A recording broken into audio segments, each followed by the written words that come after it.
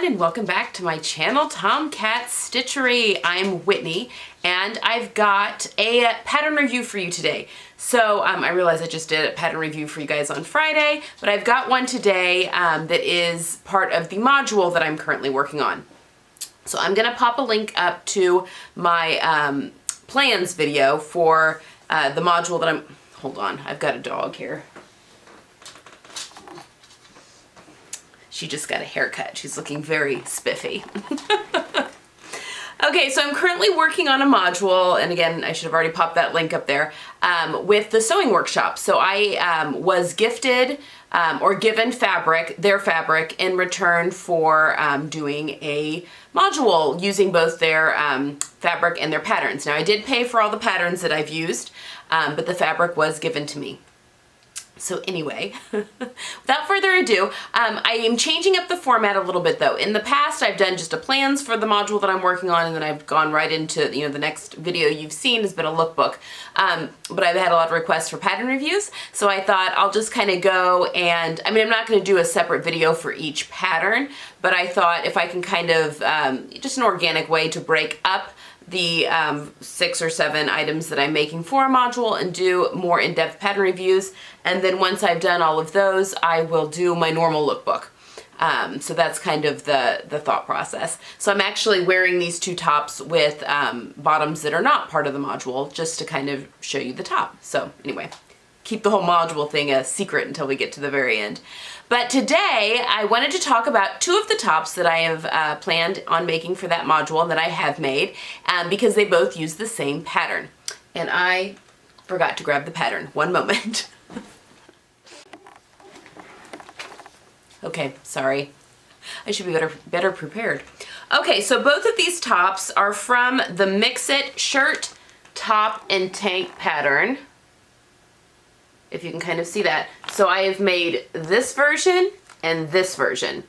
I'm gonna tell you, I don't have plans to make the tank version right now, but I may, with some scraps, whip one up because I am so enamored of the 2 options that I have made here. It's just, well, I'll get into it more when I describe more of these tops. I'm just very, very pleased with both of these tops. And the reason it's called the Mixit is that you can kind of mix and match sleeves. I think you could probably use the arm's eye of the tank for the other 2. Now the collar pieces would need to go with the bodices. The top, which is the one with the real short sleeves, is the only one that's darted, which normally is an issue for me. And normally I always have to have darts, but I made the shirt here without darts and it fits great. So I'll talk a little bit first about sizing. Since I've used the same pattern, it makes it a little easier. So again, I am a 36 upper bust. I am a 40 full bust. I am anywhere from a 32 to a 35 waist, depending on if I'm having any food issues. Right now, I've got allergies and that kind of thing. And then I'm a 39-inch hip. So I decided to make medium, size medium. And I think that is for, let's look here. A medium is a 12 or a 14, so that's for a bust, a 36 to a 38-inch bust. So I was fully anticipating having to do a full bust adjustment. Although, if you recall, I was able to try all of these patterns on when I was in Topeka, where they are located for a workshop. They have all their patterns made up in all the sizes. So it makes it really easy to try on to determine what fit issues you might have that you might need to make. It takes out making a muslin, basically, if you're able to try on those patterns, which I was very fortunate to be able to do. And I didn't think that I really had much of anything to do, but I didn't write anything down on this pattern, so it made me nervous. So I did go ahead and measure. Unfortunately, there's not finished measurements on the pattern, but I did go ahead and just measure across the front and the back pieces right at the bust line, and it was 44 inches, and I took out seam allowance and stuff, which is plenty of ease for me. So I went ahead and just made it up as is, and I'm absolutely fine. I don't feel like anything is super big up here, but I feel like it fits fine in the bust. Again, her patterns are so very flattering. The only adjustment that I did, and I made it to both patterns, was I did do I think it's called a balanced shoulder adjustment. I've always called it a forward shoulder adjustment, but I think a forward shoulder adjustment is when you're regular up at your neck, but then the top of your shoulder is more forward, so you kind of have to rotate your shoulder seam. Mine, the whole thing just needs to come forward. So I think that's called a balanced shoulder. I've always called it a easy for me to say. I've always called it a forward shoulder adjustment, but I think Linda used the term balanced shoulder adjustment. I think that I was using maybe the wrong term. But anyway, basically what I did is I shaved 1/2 inch off the front at the shoulder and then added that 1/2 inch on to the back of the shoulder. So that helps keep things from riding back. Now, a lot of times that can also be if you have the upper, what's that called? You need the upper back adjustment if you've got kind of a lot of roundness, the high round back adjustment. If you, a lot of times if you need that adjustment, you'll have like your collared shirts and stuff will kind of ride back, but that can also be if you just need to move your shoulder seams forward, which is what I have to do. Oh, that was a lot of, a lot of babble. But anyway, that is the only adjustment that I made to these patterns. Other than the shirt pattern, I did shorten the sleeves by 1 inch, but I'll talk about that a little bit more when I get to them. Again, I'm only 5'2", so I'll give you that measurement as well to kind of give you a proportion and that kind of thing. So I'm only 5'2". All right, so let's get into the actual tops. For the first one, so this is the Mixit top, which is got these little short, technically a cap sleeve, which I'm gonna be honest, I do not like a cap sleeve on me ever.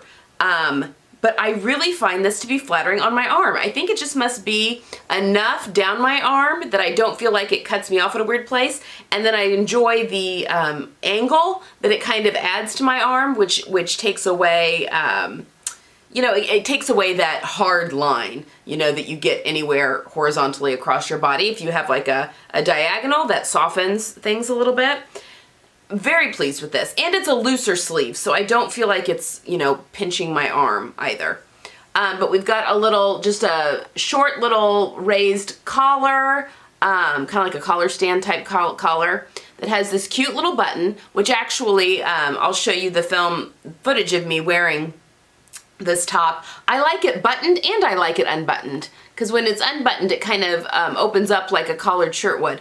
But this is cut on the fold both in the front and back, so this is the only closure, so it makes it very easy to sew. You've got a little facing in there that's top stitched down, but again, the little loop that's there. I used this one beautiful digital print linen, and it has this watercolor effect.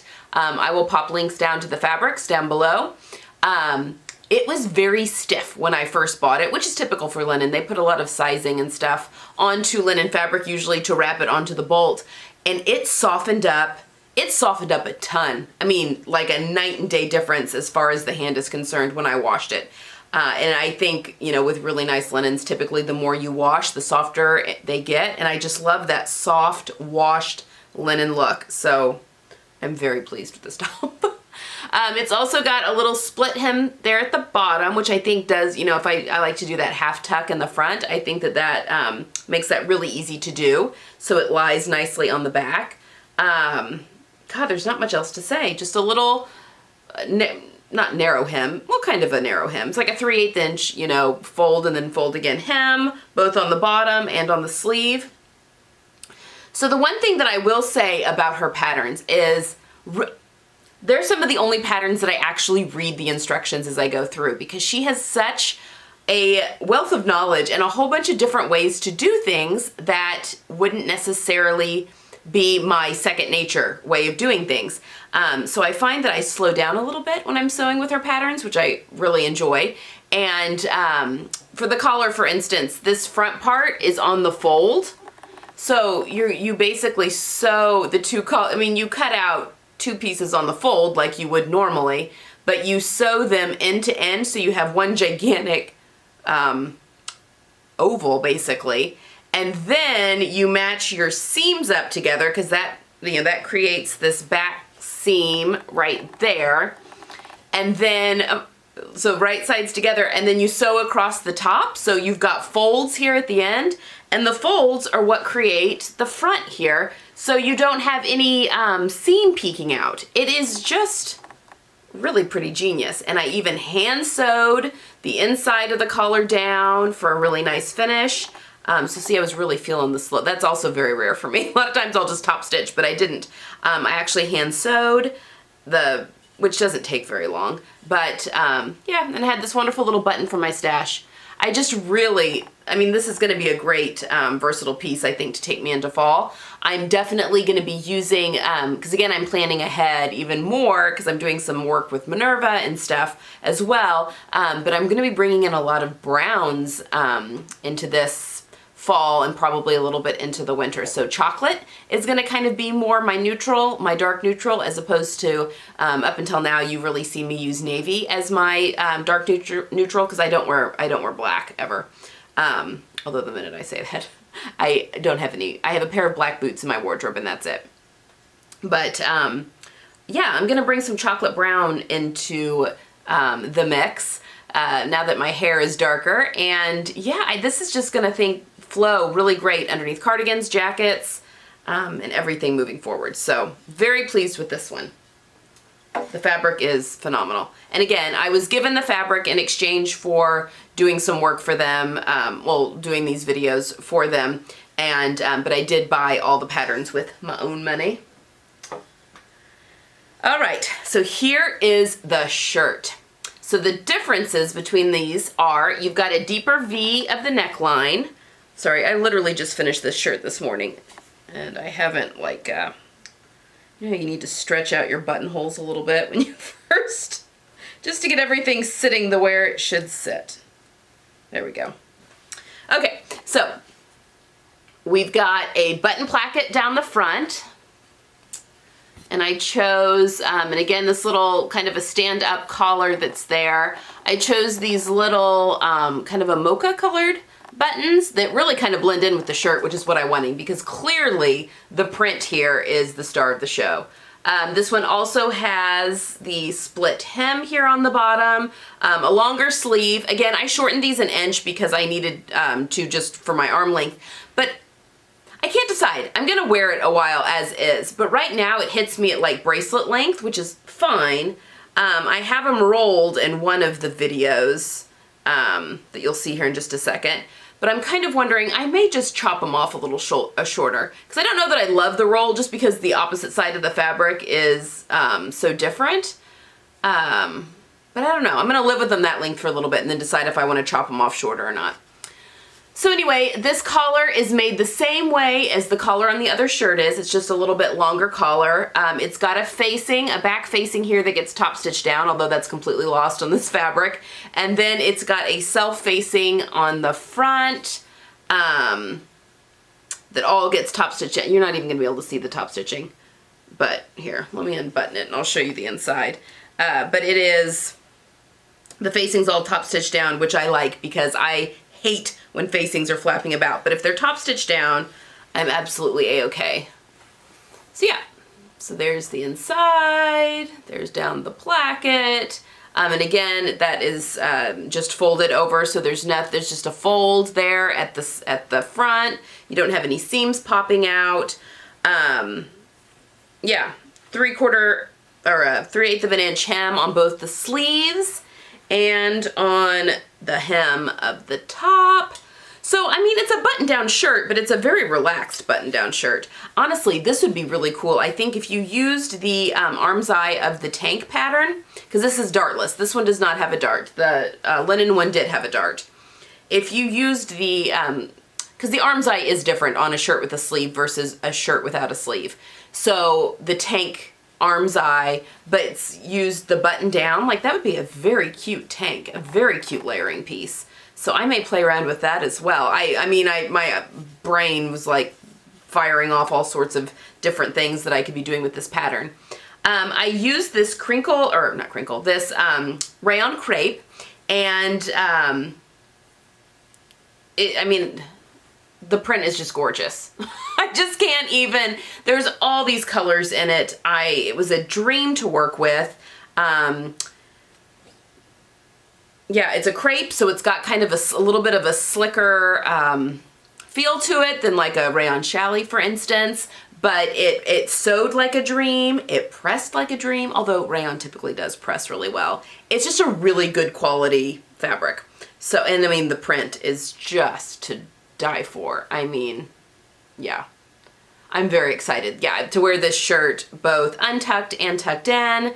It's just gonna be, I think, a real statement piece, because I think this would be amazing. I kind of have some plans to do maybe another suit for myself with some Minerva fabric that I've got. I have some chocolate brown Minerva wool suiting that's got a little bit of stretch in it, and I'm very tempted to make another suit, although I've already made a suit for them, my crazy suit, which I am going to show you guys my Minerva makes that you haven't seen yet here fairly soon. But I'm trying to decide what I'm going to do about that, or I could do a skirt and jacket. Anyway, I think that this would definitely be amazing as a blouse underneath the chocolate brown suit. Oh.